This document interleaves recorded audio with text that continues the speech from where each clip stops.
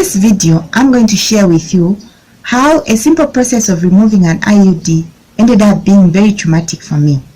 If you're interested in such a topic, please watch this video to the end.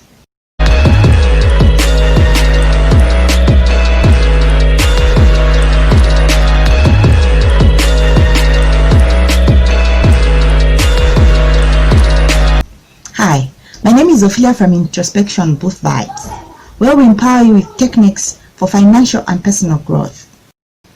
In this video, I'm going to share with you how a simple process of removing an IUD ended up being traumatic for me. If you've been looking for content like this, you are at the right place. Please watch this video to the end.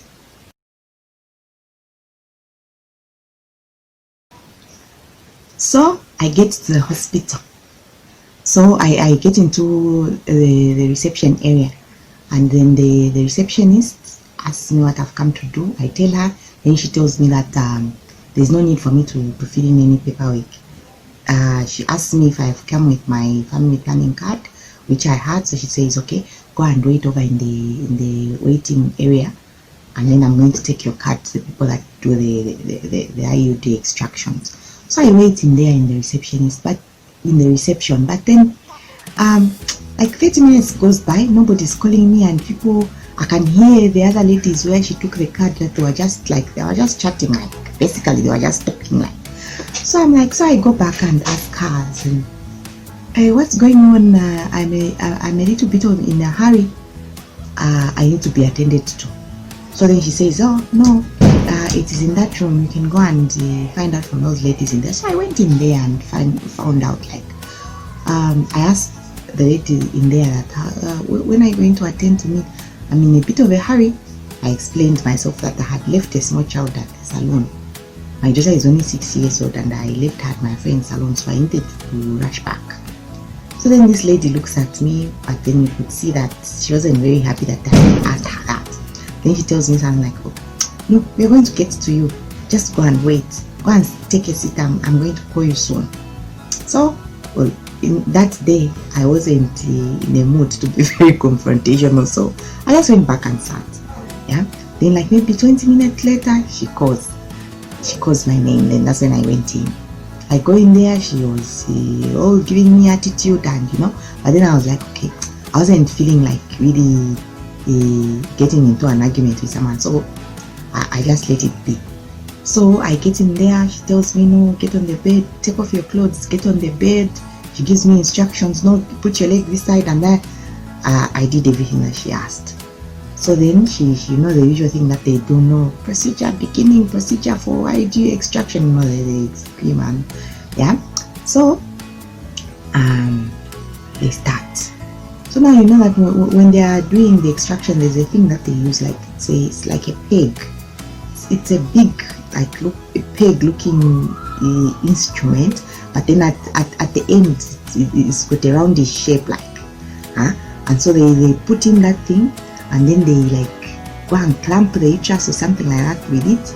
Then they pull it out or something, so that maybe the IUD can be more visible or something.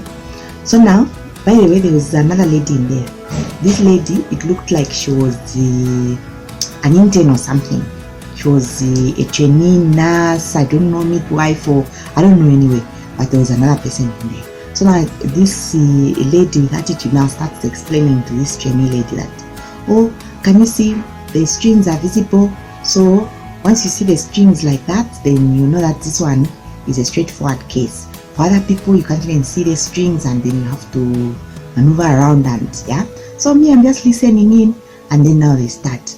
Now this lady is telling this trainee woman, when you go in there, you do not get in and like yank it out. You have to turn it this way and turn it the other side, so that it becomes loose, and then that's when you remove it. Yeah. But then to my surprise, what this lady did and what she was explaining were two different things. And you know what, I think that it was because of the attitude that she was giving me. So now she goes in there and just decides to yank it out, like opposite from what she was telling the other lady. And the minute that she just pulled it, like, it was was so painful, like I was in so much pain that I almost screamed, like I just held on to the bed like. Then she looks at me, and this is the first time that she's even like directly looking at me. She looks at me, and then she looks at the trainee lady, and then she keeps quiet for a minute or so. She starts looking at the IUD, and immediately I could sense that, okay, there was something wrong here. There's something not going right here. Then she walks to my side. And remember, this lady, she wasn't even interacting with me. She was all attitude the whole time. So now she comes, and all of a sudden she put a nice face on her. I'm like, oh, what has she done now? Then she says, my dear, there's something that I didn't ask you. Usually when we are doing these procedures, we begin by having a chat so that you can provide us with some information. And then I realized that we never had the chat. So what has happened is that then she asked me, as in, your last delivery, when was it? Then I tell her that, okay, the last delivery I think should be about now 1 year 8 months. Yeah. And she says, was it through C-section? So I say, yeah. I confirm that, yeah, it was a C-section delivery. Then she says, okay, usually if it is a C-section delivery, then we sit down and talk about, like, get details from you, as in when you put this the loop, how long was it after the delivery. So then I tell her that the loop was put like maybe 8 weeks, 2 months after delivery. Then she was like, okay. So now what has happened is that 8 weeks was too early to put a loop. So the loop went and lodged itself into the C-section, like incision, like on the scar tissue for the C-section. So when the C-section wound healed, it healed together with the lodged IUD. So almost half or more than half of it is in the scar tissue. So that's how come it couldn't come out just like that, and it was so painful to try to remove. So then she further went into saying that those people were negligent. The people who put the IUD for me, they should have waited for about 6 months or so, because it's not even allowed, like, to put an IUD in a person who's just from having a C-section because of such complications. But usually the IUDs, they migrate and then they find themselves in there. So what that meant was that they couldn't remove it from there. So I had to go in for an operation. Though she said that the operation wouldn't be a major one, it would just be a minor operation. But then we needed to prepare to get into theatre, especially that she had already tampered with it, like from the place where she tried to yank it out from the flesh, the flesh has ripped apart, and then there's some bleeding of some sort. And her worry is that she doesn't know whether the bleeding is just coming from there, or maybe there was a blood vessel or something that she has tampered with. So she needed to let the doctor know, and then when the doctor comes, she's going to make her decision of whether we can continue with trying to remove it from there, or maybe go straight into theatre. Now in my shock, I was like, theatre? Operation? No, please. So I told her that I can't do any of that. My baby is at the salon and she's only 6 years old, and there's nobody with her. Like, I didn't even carry her nanny with me. Because it is my friend's salon, so I left her there, like, thinking that 20 minutes, 30 minutes, I'll be back. So that won't do. So she says, no, anyway, it's not my call to make. The doctor will be here soon. So she goes out, and she goes and tells I don't know who. Then she comes back in again. Then she looks at me, and then she comes and says, you know what, my dear, just allow me one more time to try to remove this, because I can rest assure you that when the doctor comes, it's going into theatre, and that's not good for you, because you've had so many C-sections. Let's be strong. Just try to be strong so that we can try to remove it. I looked at her, I was like, and this entire time my mind was just racing. I wasn't even thinking properly. Bleeding, vessels, baby at the salon, and so much pain. So then I was like, oh, okay. She goes back there now. She starts again. It was so painful. It was so painful. Then at some point she tells me that, you know what? For me to really see what I can do with this thing, I need to contract your uterus. It's going to pain a bit, but let me contract it so that I can have, I don't know now, full view of it or whatever. She went in and did, I don't know, whatever it is that they do to contract the uterus. I have never felt that kind of pain before. I've been in labor before, but that kind of pain, I don't know. I was in so much pain. I was sweating. You know where you sweat and then you feel like there's a breeze, like you're feeling a breeze on your skin and the skin becomes cool, and then the pain in the legs, like you know how the legs absorb pain like from the lower abdomen, and they feel metallic, like that kind of pain. It was so painful. I was screaming and she kept on at it. Then before I knew it, there were so many people in the room. Like there were trainee doctors, and people explaining to them. Some midwives came in there with these same trainee people, and I don't know, others, I think doctors or whatever it is, and they started explaining, now this is what happens when you put an IUD to aliens, So there I was now. And this lady kept on trying and trying. Then later on, the doctor came. And when she came, she looked at it, they had a chat, and then she was like, okay, I'll be coming. So now, the other ladies who had come in now, like they were midwives, I think, midwives or whatever they were, those ladies, they came to my side now and they started telling me, you know what, my dear, don't be strong. Let's try to help you. We've seen a number of cases like this one. But when the doctor comes back, it's going to theater. But then you don't need to go to theater. You've been to theater too many times. So let's try to remove it. Just be strong. We know it's painful, but try to be strong. And by the way, I have had like 3 C-sections. So all my children have 3 C-sections because for some reason, each time I got delivery, I always have issues that lead me to theater. So now they were like, no, you can't go to theater again. We have to see how we can remove this thing from here. And so those women held my legs and they kept on walking, they kept on twisting, and I was just hearing, no, bring crocodile. I don't know if this is crocodile.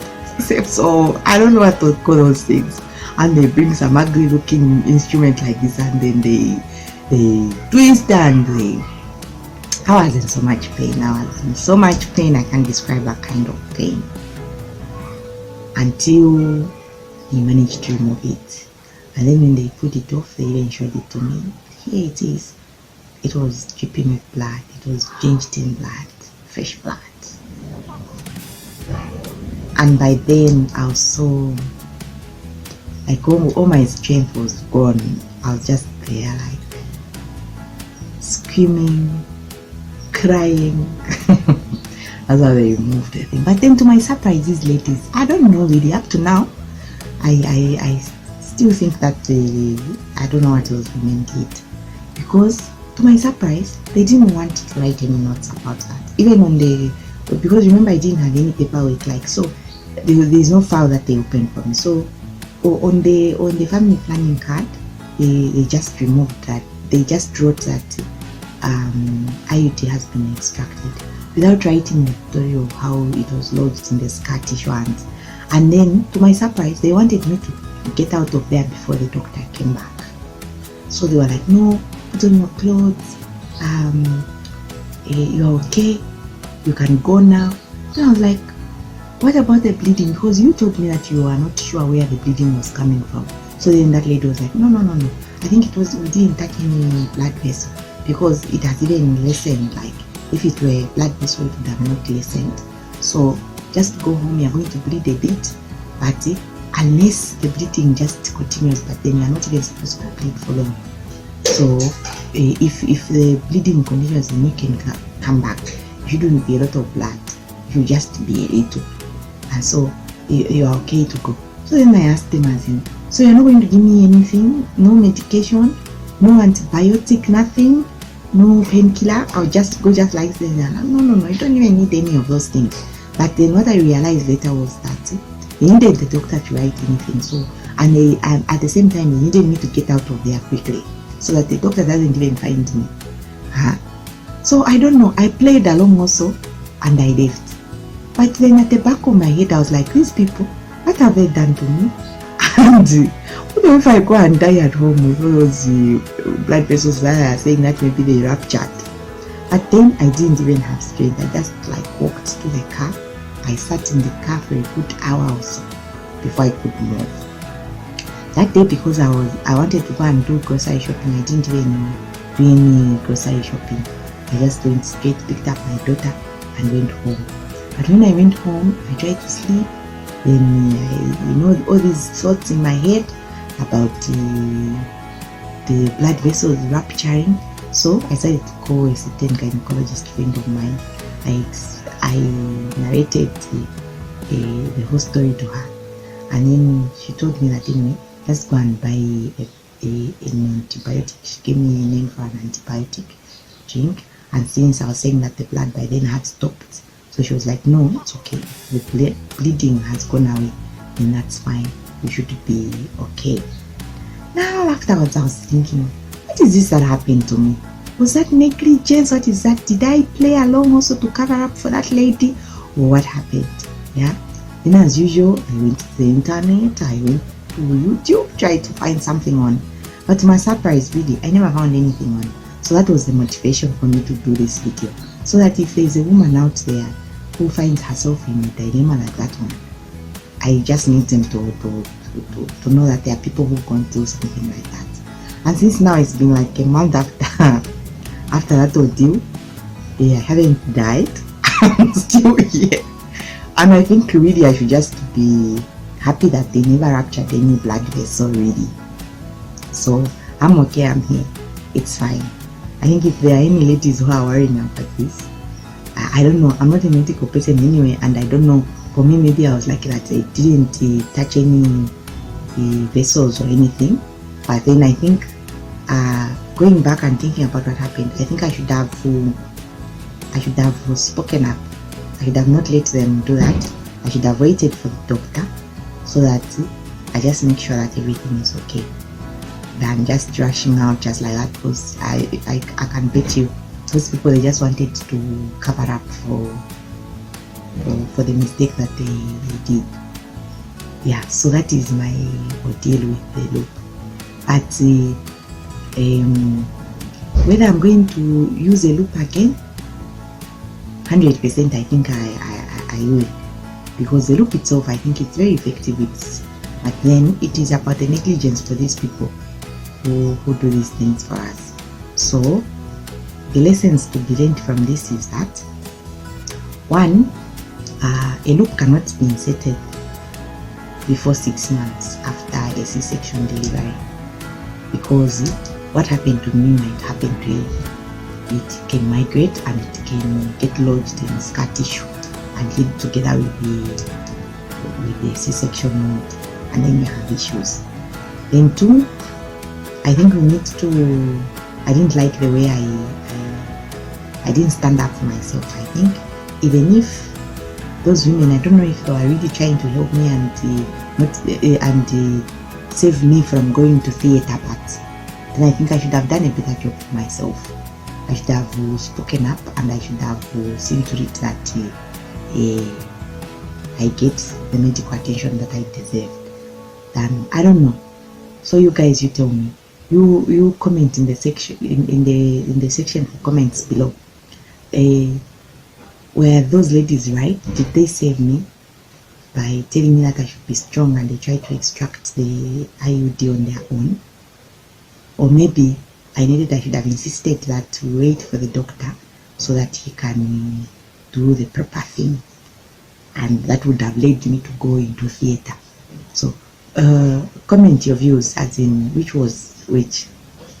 Did I get the better end of the bargain by staying with the nurses and them doing the extraction like that, or I should have gone maybe to theater, or maybe I should have waited for the opinion of the doctor? So thank you so much for watching this video.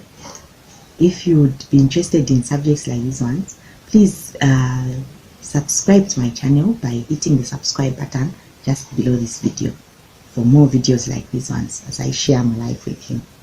Thank you and bye.